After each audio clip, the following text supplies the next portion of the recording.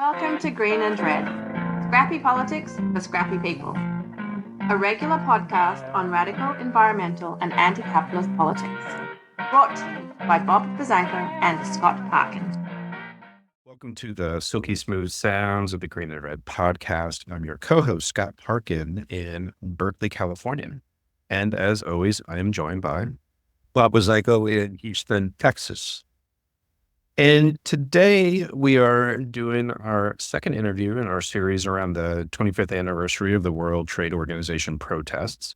We're going to be talking with Chris Dixon, who had been a student organizer at the time, but has gone on to do many other things since. Chris is an academic. He is an adjunct research professor at the Department of Sociology and Anthropology at Carleton University. He's part of Construct Collective. He's a columnist for Canadian Dimension. I think we'll hear a little bit about that, and a member of the activist journal Upping the Anti. He has many writings, including a book called Another Politics, talking across today's transformative movements. And then, similar to other guests we've had on the show, he's also part of the WTO Shutdown Organizers History Project. I hope I got that whole world works out all right. But Chris is not. Yes. Chris, welcome to the Green and Red podcast. Hey, it's really a pleasure to be here with you. And we're talking about the 25th anniversary of the shutdown of the WTO, and there was a lot of organizing that went into it. Maybe the first question is, could you actually talk a little bit about what led you to organizing with the Direct Action Network? You were a student organizer, I believe, at Evergreen College, but just talk a little bit about some of the organizing you were doing right around the time that you found out about the WTO happening in Seattle. Yeah, for sure. I appreciate that question very much. Part of the reason why I think it's important to talk about that too is that at the time, the Seattle protests against the World Trade Organization in '99 were treated as if they landed from nowhere, as if they just suddenly appeared. And a lot of the ways that they were discussed in the mainstream press, and actually since, even in academic literature, and even I would say in activist memory today, is as if they were spontaneous, and they weren't. There was so much that happened prior. And my individual experience of that was that I was an anarchist teenager who grew up in Anchorage, Alaska. I moved to Olympia, Washington in 1995 to attend Evergreen State College because of its reputation for being a school of rabble-rousers and misfits, because I wanted to get a thoroughgoing political education and be connected to what I saw as vibrant political activism that was then taking shape on the West Coast. And here I'm talking about things like Earth First forest defense activism, which was really blossoming at that point.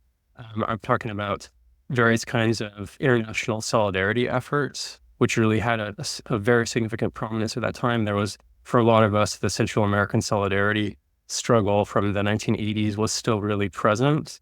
And of course, there were people around still who'd been involved in the anti-nuke movement, right? And some of the mass direct actions that had been so significant in the 80s, and many other things too. At that point, many of us were very much focused on incarceration in the United States, and were very involved in campaigns to support long-standing political prisoners like Abu Jamal. And we were beginning to develop and participate in some of the conversations that would come into play around what we now call prison abolitionism, right? Like fighting the system of incarceration. So I graduated from the Evergreen State College in the spring of '99. We campaigned to have Abu Jamal as our commencement speaker, and we succeeded. And that created a national controversy that made its way into all of the morning talk shows. And the Fraternal Order of Police came from Philadelphia to protest my commencement. And they had live-scale replicas of execution chairs that they carried around with them as I was graduating. So I was part of a layer of activists at Evergreen and Lithium and in the Pacific Northwest more generally that had been involved in a whole bunch of different kinds of activist efforts over those years. And I think probably one of the things that influenced us most as we prepared to think about Seattle, as we started hearing about the announcement of the WTO ministerial to take place in November '99, was that many of us had gone to Vancouver in 1997 for the Asia Pacific Economic Cooperation Summit, which was a more regional free trade summit that brought leaders from a number of Pacific Rim countries, also from the United States. And the Vancouver activists, including a lot of radical student activists in Vancouver, had organized their own protests against the APEC summit in 97, where they tried to crash the summit. There were counter conferences, but then there was also a mass direct action. That incident actually became a national symbol within a Canadian press, became known as Spray Peck, because the Royal Canadian Mounted Police who showed up at that protest had pepper spray canisters the size of fire extinguishers that they used to hose down. So our experience of being in Vancouver at that protest and being in conversation with the Vancouver organizers really shaped our consciousness of what might be possible to do when we heard about the WTO coming to Seattle. And of course, we were very connected with a number of radical activists in various kinds of groups. I would say most prominently art and revolution collectives around the San Francisco Bay Area, all through the late 90s. When this announcement came, we were in conversation with people in many different other cities and communities along the West Coast about what to do. And we started having conference calls along the West Coast. And then later on in the summer of 99, when things were starting to get more serious, we're trying to start thinking very strategically about what we wanted to do. We held an in-person meeting in Seattle in August of 99 that kind of wedded together the more informal dispersed networks along the West Coast with some of us who were more in person and able to actually meet up together in the region. And that in person brought people from as far north as Vancouver, British Columbia, and as far south as Oregon. And that was really the beginning of when we began meeting and thinking about what we were doing. And we eventually decided to call ourselves the Direct Action Network. And it was important at the time, we called ourselves the Direct Action Network Against Corporate Globalization. We were trying to name precisely what we were opposed. And unfortunately, we later got called the Anti-Globalization Movement, which was a real oversimplification. That was going to actually be my next question, which is the mainstream media pronounced that Seattle was the birth of the so-called anti-globalization movement. But as you're describing, this certainly consciousness has been building up for quite some time. Besides APEC, which we actually organized and protested last year here in San Francisco with another APEC conference summit here, what were some other strains going on internationally that sort of fed into this global anti-corporate global justice phenomenon? Yeah, it was my view on it now. At the time, I had some sense of this because of my connections with people who were involved in various kinds of international solidarity work. But since then, as I talked with more and more people who were involved and done some of my own research on this, it's really become clear that the period leading up to the Seattle protests was a period of very high struggle, particularly in the global South. And the things that I think were most influencing us at that point were that there'd been like many cycles of struggle in a variety of countries against the International Monetary Fund and the World Bank. There were these major international financial institutions that were involved in managing and running the debt for a bunch of these countries in the global South. And they would put these strict contingencies on how that would be managed that were at the time called structural adjustment programs, right? Which were basically about gutting the social safety net, deregulating the markets in those countries to allow multinational corporations to be able to make more money, immiserating basically the populations of those countries. So many of those places, particularly in Africa, parts of South America, Central America, and in Asia too, saw massive mobilization against those debt regimes and those international financial institutions. And then, of course, in the North American context, the initial development of what became known as the North American Free Trade Agreement, NAFTA, and the fights against NAFTA in the early 1990s brought so many different kinds of people together in the North American context. It was a rare moment during that period where you had parts of the mainstream U.S. labor movement aligning with parts of the environmental movement, along with people who've been involved in various kinds of Central American solidarity activism, who really saw the writing on the wall for what NAFTA could mean in terms of decimating communities and the environment. So that was some of what preceded it. I would say for us, maybe the most important factor was the Zapatistas. When the Zapatistas occupied Chiapas, when they took over a number of cities on January 1st, 1994, and said, ya basta, enough, they were really putting into play a fight that many of us saw internationally as a fight against neoliberalism. Now, of course, they were bringing and drawing upon so much of their own history, which was Mayan history, what combined with a variety of revolutionary politics. What they were doing was actually more complicated than I think we sometimes simplified it to be.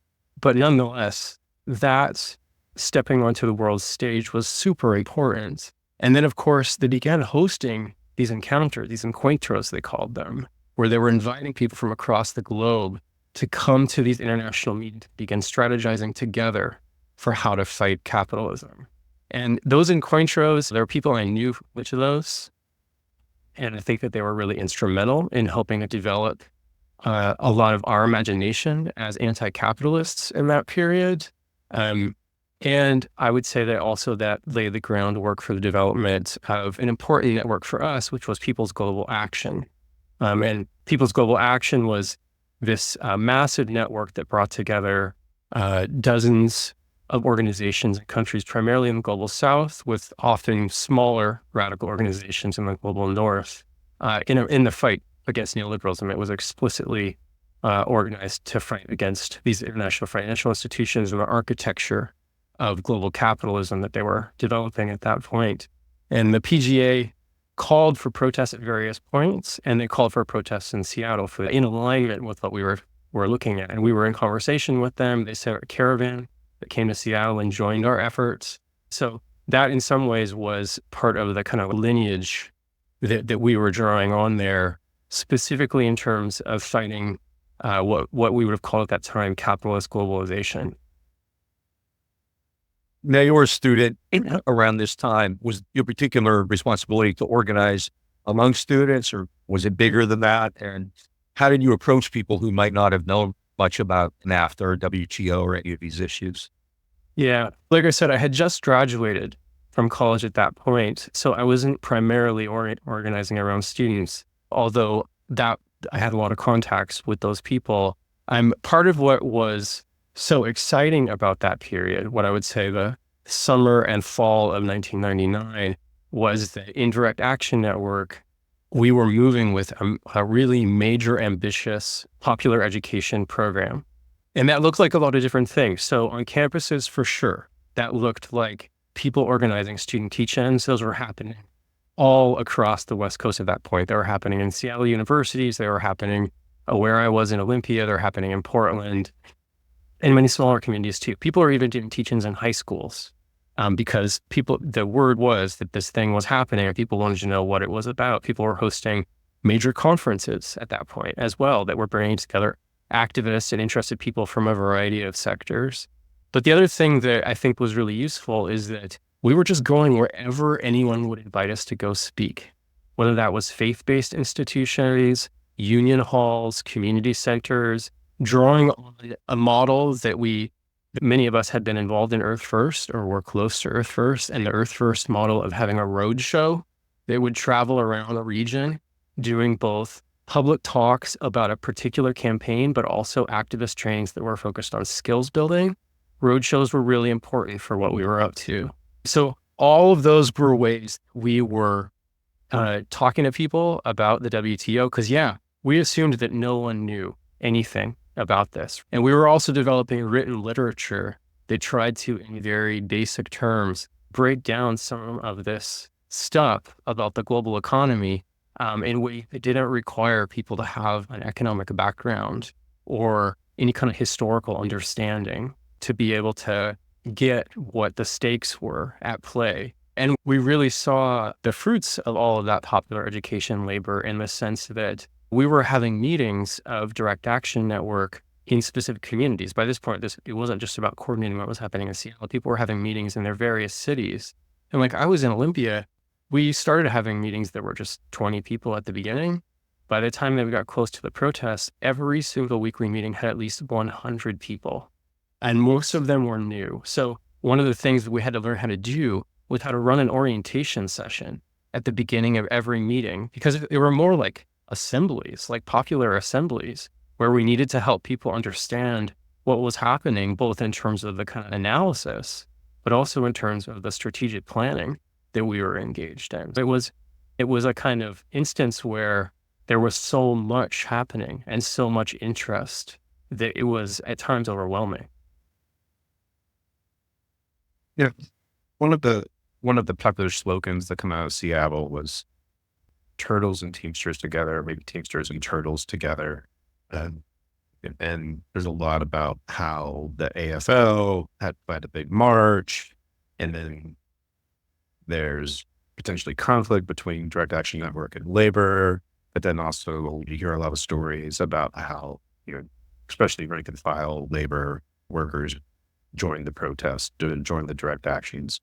And I'm just wondering if you could actually talk a little bit about your experience in navigating things with labor. And one of the things I would say about labor is a very top-down sort of institution where my understanding of Direct Action Network is it worked more horizontally. That's right. Yeah. And for that reason, at times we had some tension with more of the kind of mainstream aspects of the labor movement, although that actually shifted in some ways too over the course of the protests itself, partly because the Seattle Central Labor Council had been so deeply involved in organizing for the protests, and they were very sympathetic to the direct action efforts. And I think it was one of those instances where struggling together is a way that people begin to forge relationships that can exceed some of the previous impediments to those relationships. I later discovered that people in the Labor Council had been really important in putting pressure on the cops to let our people out of jail. So they were actually really showing up in certain ways. But yeah, so the one thing I would say to start off in talking about labor in Seattle is that it's important to understand the labor movement is not a homogenous entity, right? There is the National American Federation of Labor, Congress of Industrial Organizations, known as the AFL-CIO structure, right, which has a tremendous amount of resources, tends to be very oriented toward the Democratic Party. And so, of course, they had some tension because Bill Clinton, then the Democratic president, was the one who was hosting World Trade Organization ministerial in Seattle. So there were definitely aspects of AFL-CIO leadership that didn't want to upend the cart too much, right? They didn't want to potentially disturb their relationship with the Democratic Party, but they were at the same time, I think, being forced to recognize that the World Trade Organization and more generally this kind of move toward capitalist globalization, or what was getting called free trade, was going to have major implications, was having major implications for their members and for their abilities to organize. The AFL-CIO did develop their own educational sessions and materials focused on their memberships in the lead up to Seattle. They actually did put a lot of resources into that. Now, from my perspective, a lot of those materials and a lot of the educational work was tepid in its analysis. But nevertheless, it has to be said that they organized the vast majority of people who showed up, who actually mobilized in Seattle. We, at best, in the Direct Action Network, got maybe something like 10 to 15,000 people there. The AFL-CIO organized a labor march that happened on the same day as our mass direct action that had at least 30,000 people. They organized buses from all over the place. And then, of course, there are resources to resource them too. That's right. Yeah. But then, of course, I think it's important to emphasize that there were dissidents, right? There always are dissidents within the labor movement who had more critical and radical perspectives. And some of those are kind of the usual suspects. The Direct Action Network was closely aligned with the industrial workers of the world. And that's a long-standing relationship in terms of, I would say, the IW, radical environmentalism, international solidarity, right? It was a no-brainer that the IW would be involved in these kinds of things.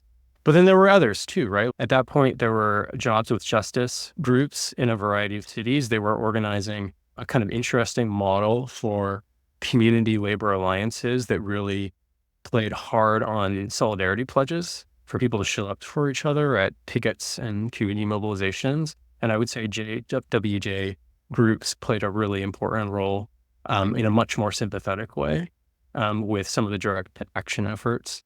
And then I think one of the most important alliances, I would actually argue, the kind of pivotal labor environmental alliance that for us in Direct Action Network was between the locked out Kaiser aluminum workers who'd been locked out for a number of months by that point, and they were working in 5 different states in the Western region, and Earth First, because what they discovered was that the guy who owned Kaiser Aluminum also was the guy who was cutting down ancient forests in Northern California. His name was Hurwitz. Horowitz. Hurwitz. Yeah. We both organized in Houston together against Hurwitz. Okay. Based in Houston. His Maxim was based, his finance company was based in Houston. Yeah. Okay. So yeah, you had your own direct experience of that. Yeah. So Greedy Charles. yeah, exactly.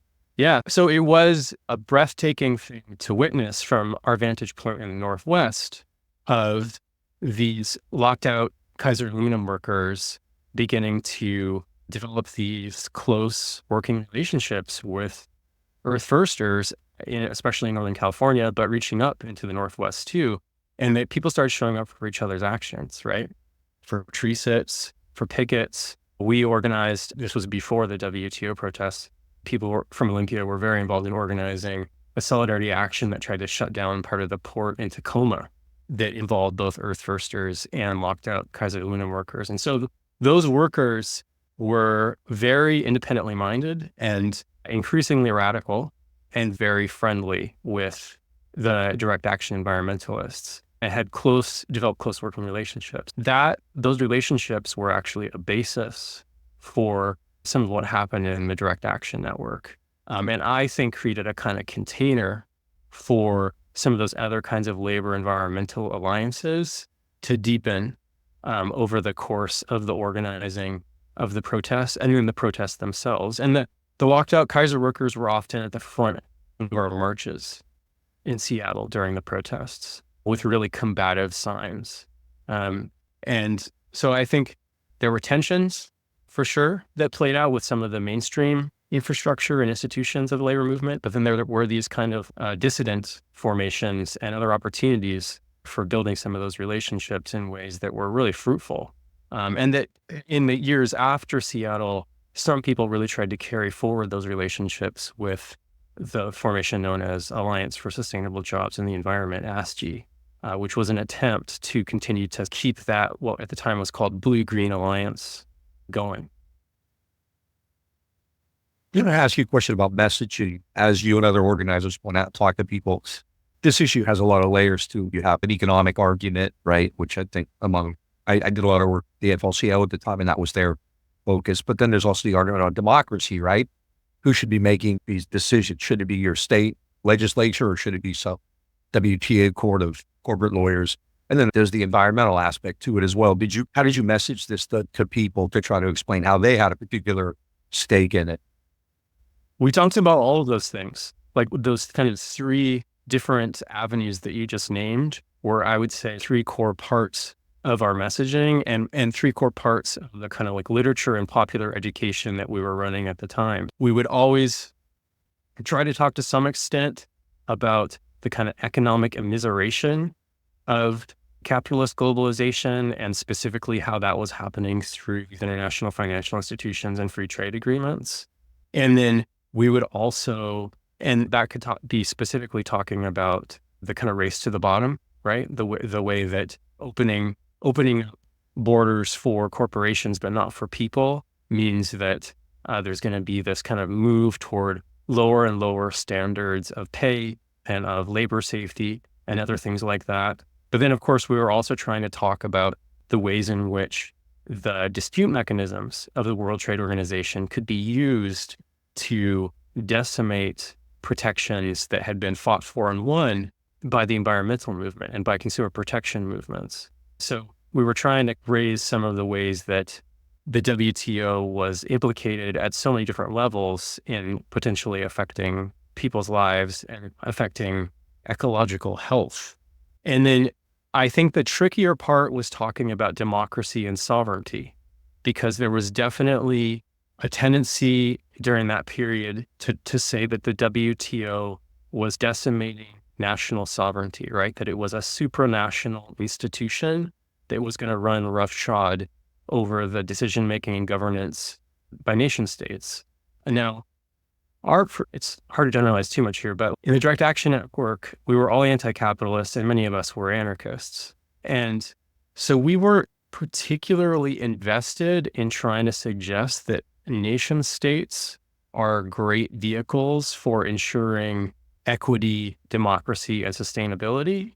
And we wanted to also emphasize that the ruling forces in many nation states were actually propelling many of these free trade agreements, right? It wasn't as if there was an intense antagonism between those who were governing those countries and these international financial institutions. So I would say that part of the messaging tended to be a little bit trickier to navigate, because I think some people wanted to be able to just say the WTO is going to violate national sovereignty.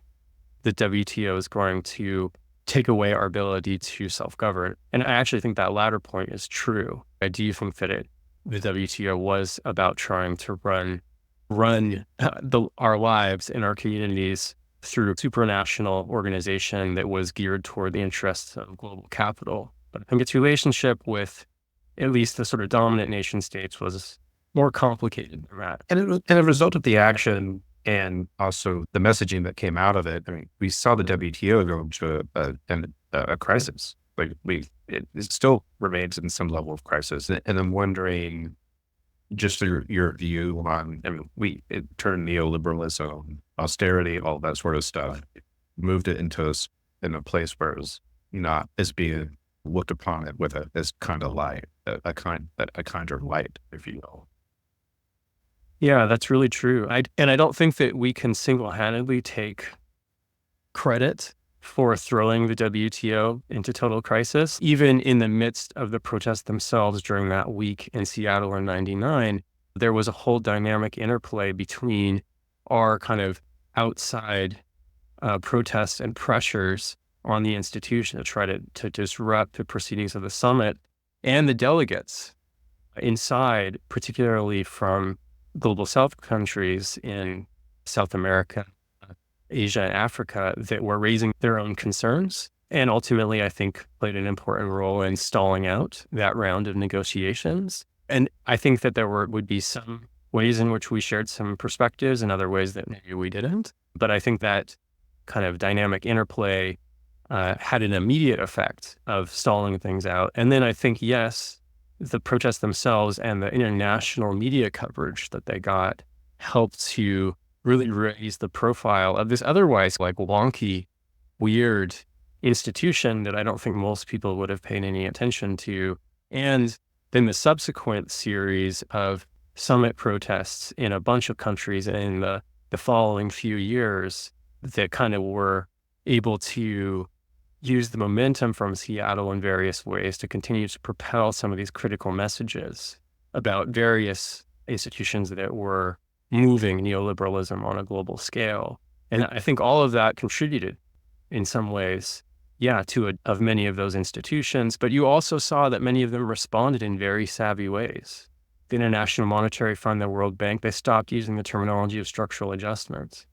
Poverty adjustment programs, they started calling them. Like the WTO itself, right, started looking at ways to build in mechanisms for environmental and labor protections, which of course would have been completely insufficient, totally tepid. But all these institutions were trying to find ways to fight their delegitimization, take up some of the rhetorics that we had propelled from a radical perspective, but use them in a kind of co-optive way.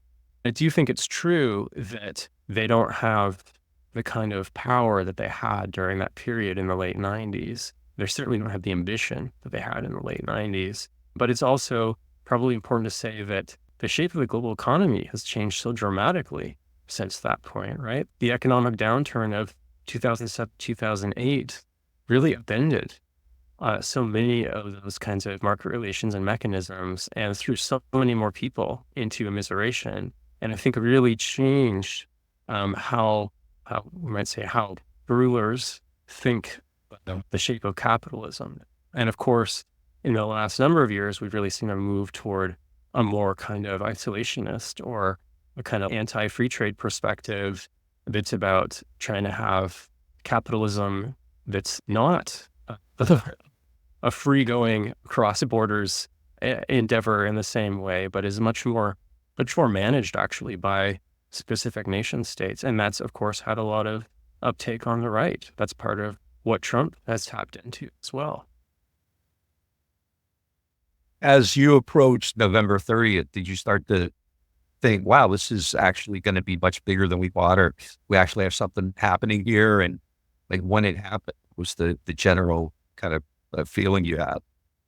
Yeah, I often, after it happened, I started thinking about it as one of these instances where our rhetoric turned into reality. Because I can't speak on behalf of everyone in Direct Action Network. There probably were people who were much more confident than me, and probably because of their experience, more confident than me. But in any case, my approach, and the approach I think of many people I was talking to in the mobilizing and organizing we were doing in the lead up, was we thought, we're going to try and get some thousands of people to show up. We're going to have a very elaborated strategy for how we're going to surround and shut down this convention center on one day, November 30th. We're going to mostly all get arrested and spend the rest of the week trying to get our people out of jail and mitigate the brutality that they may be experiencing. And our best hope is that this will at least impede the proceedings of the ministerial for one day and maybe catapult some of this stuff into national, international conversation.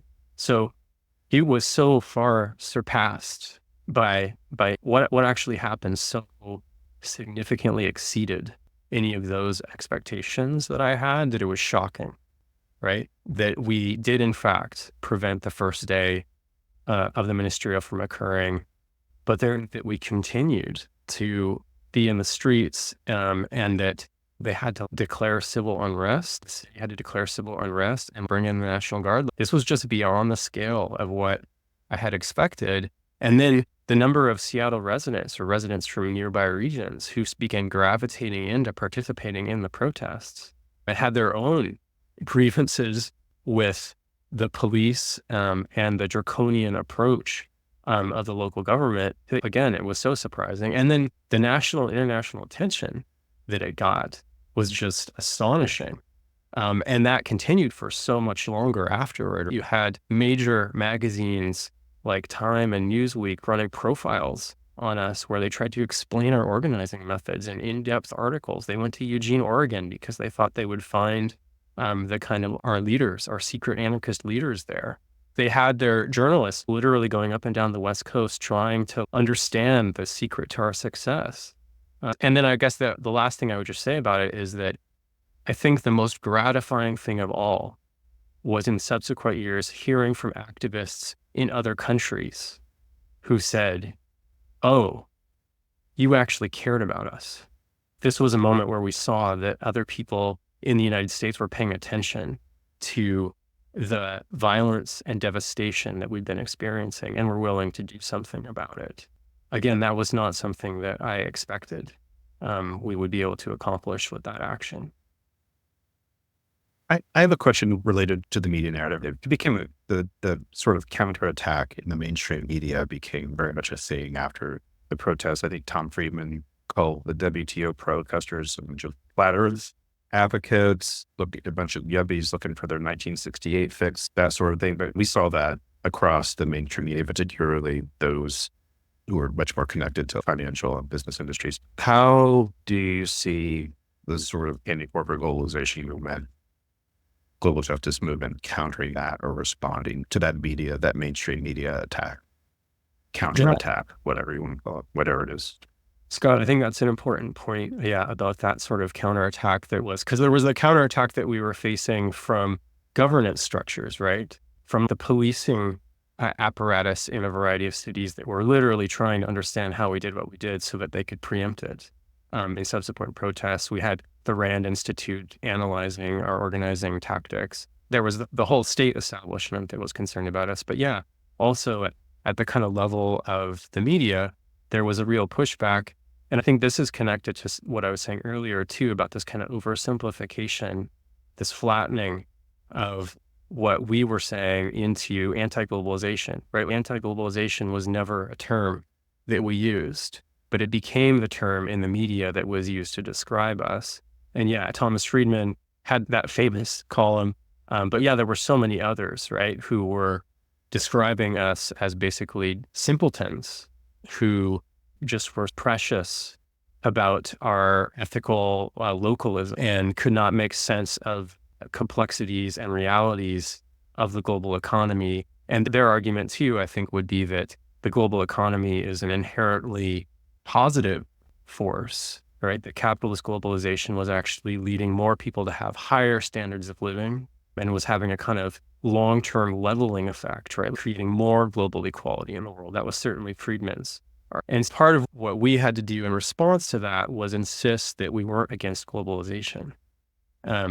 And this was the period when we started talking about things like global justice or about alter globalization or about, one of the famous phrases was about globalizing liberation, not corporate power.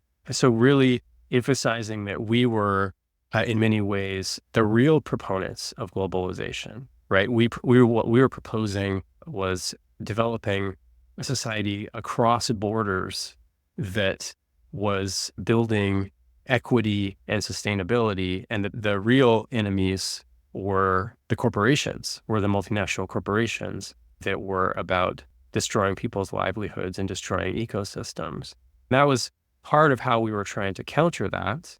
And I would say that it was difficult. And I think one of the things that was difficult about it too was that we were trying to articulate a connection between the local and the global.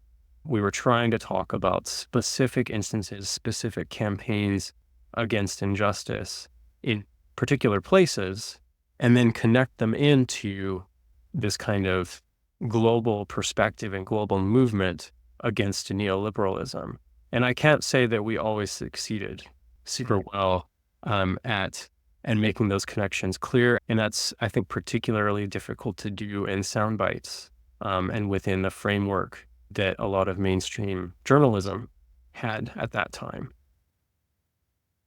I'm going to ask you a question about the aftermath of all this. We were both deeply involved in it. I spoke a lot. And as I looked around, it was people like you, labor, anarchists.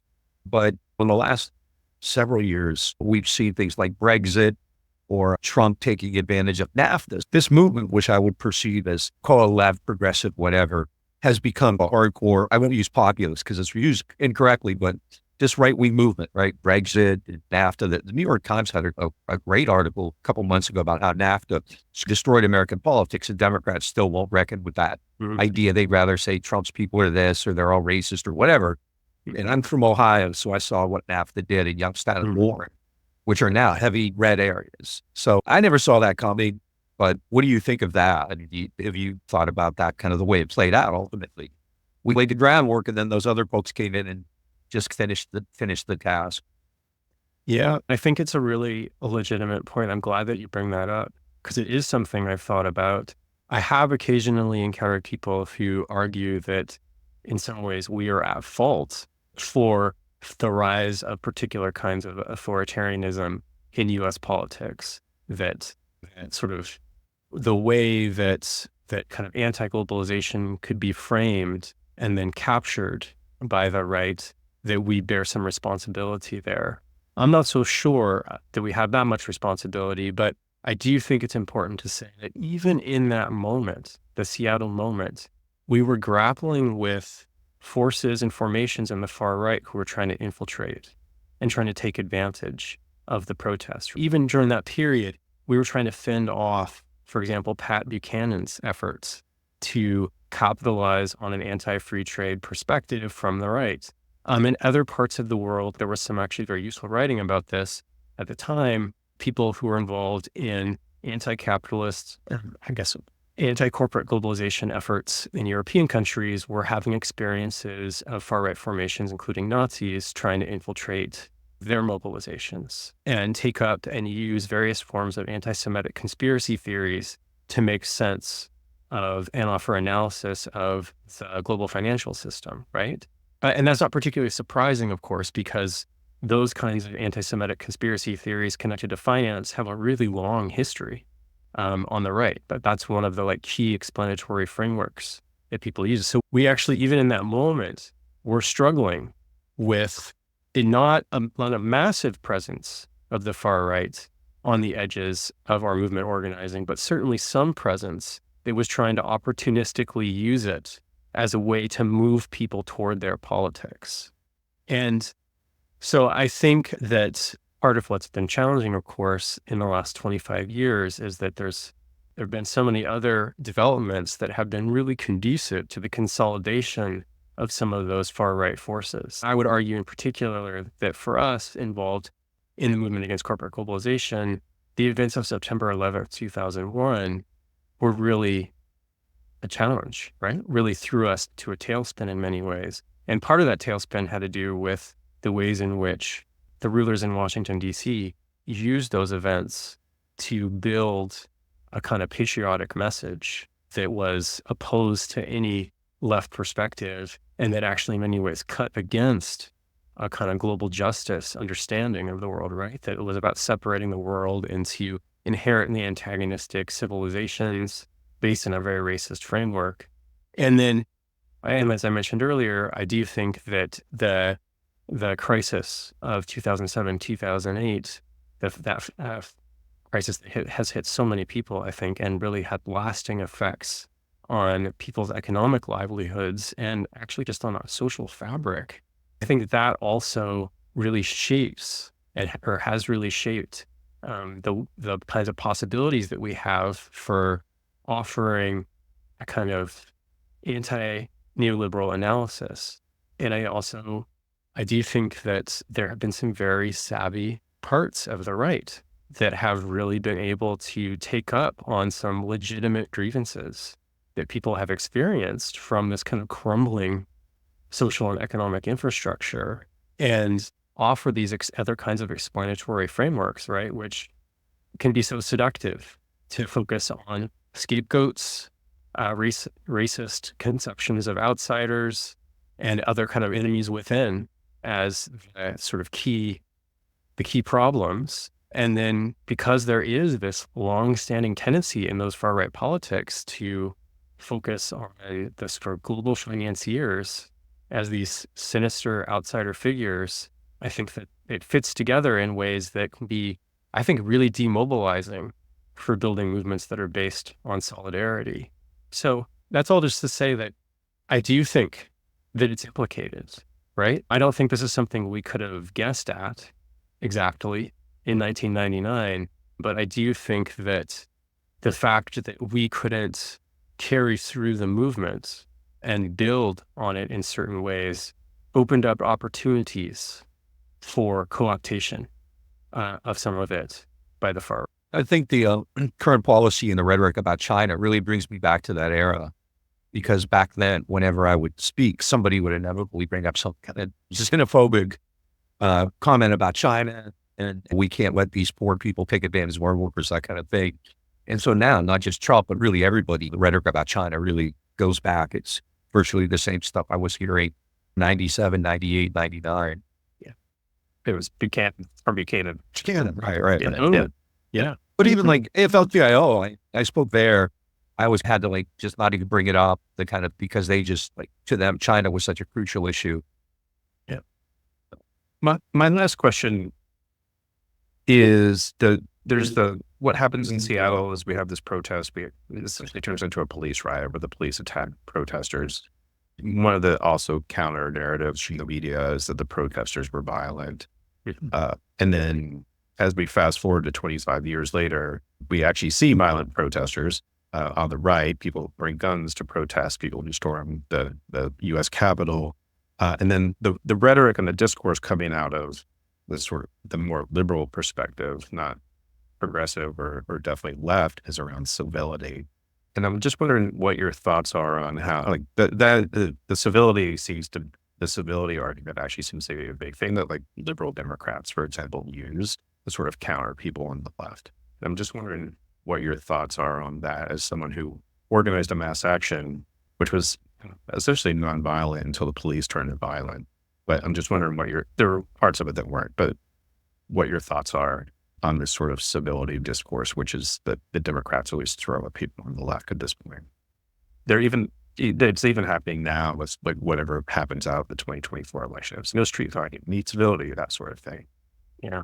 Yeah. One of the ways, so I find the discourse around civility and the kind of finger pointing, hand waving around civility to be really so demobilizing for thinking about what's actually possible in terms of collective action and our collective power. And I mean, this is partly, I think, just about different theories, different understandings of how we go about changing society. And I think for those who cling to this discourse of civility, people are still hoping that there's something in kind of U.S.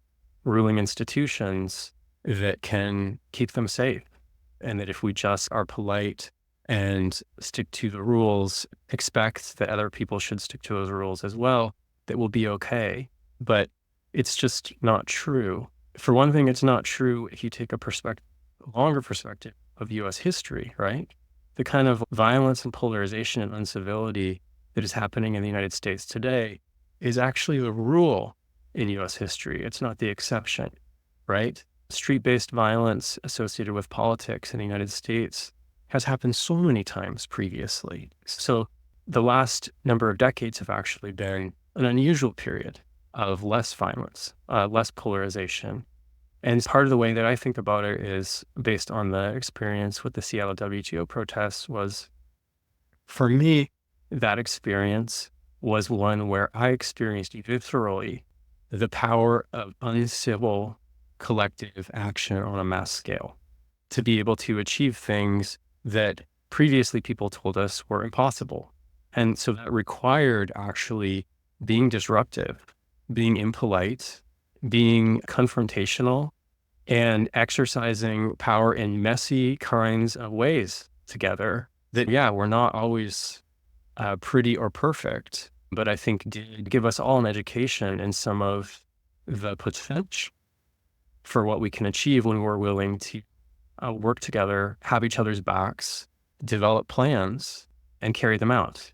And I think that's actually, those are some of the most important elements for moving forward at this point in what I think is going to continue to be a profoundly unstable political circumstance. I think that really the best we can do is try to really be prepared and be able to forge bonds of solidarity and be willing to take action.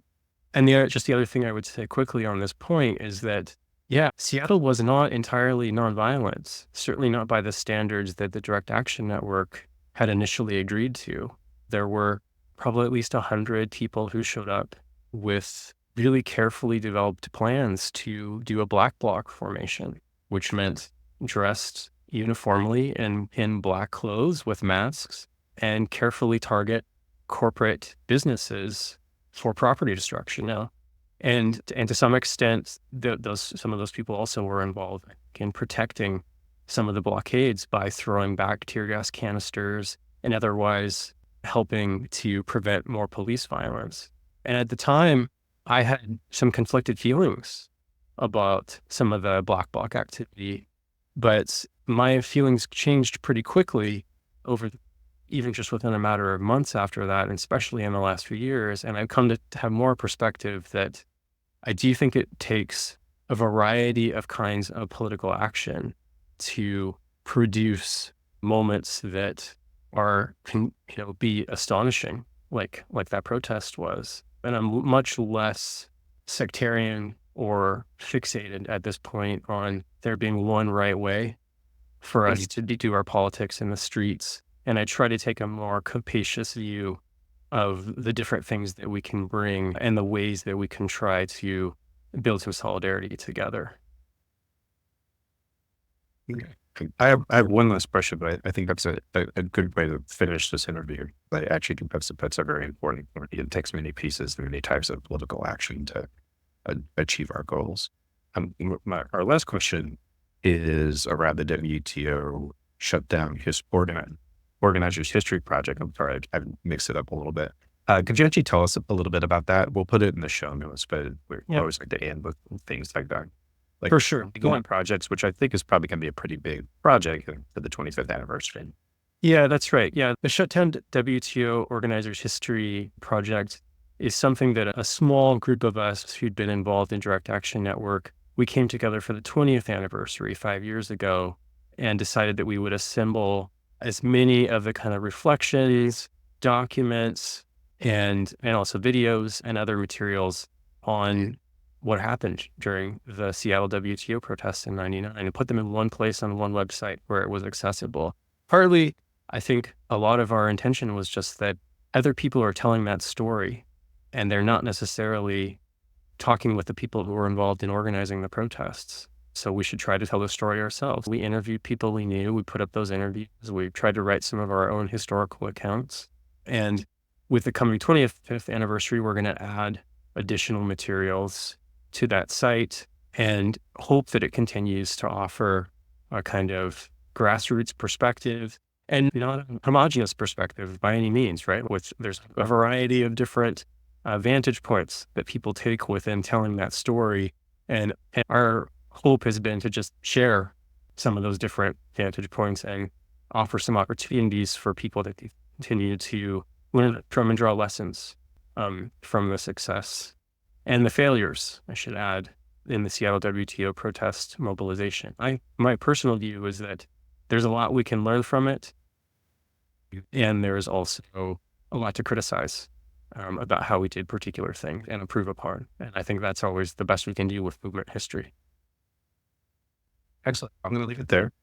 Folks, we've been talking with Chris Dixon, who was an organizer of the Direct Action Network during the Seattle protests in 1999, is a research adjunct professor at Carleton University and is published in many things, including Canadian Dimension and Upping the Anti. Chris, it's been really great talking with you today. Really appreciate you coming on for our WTO 25 series that we're doing. Folks, if you like what you hear, please check us out on Facebook, Instagram, and Twitter. If you're watching this on YouTube, hit the subscribe button. If you're listening to this on one of our video audio platforms, give us a rating review. And then if you really like us, go to greaterredpodcast.org and hit that support button or become a patron at patreon.com/greaterredpodcast. And we'll hopefully have you on again soon, Chris. This was great. And everyone else out there, make trouble and misbehave.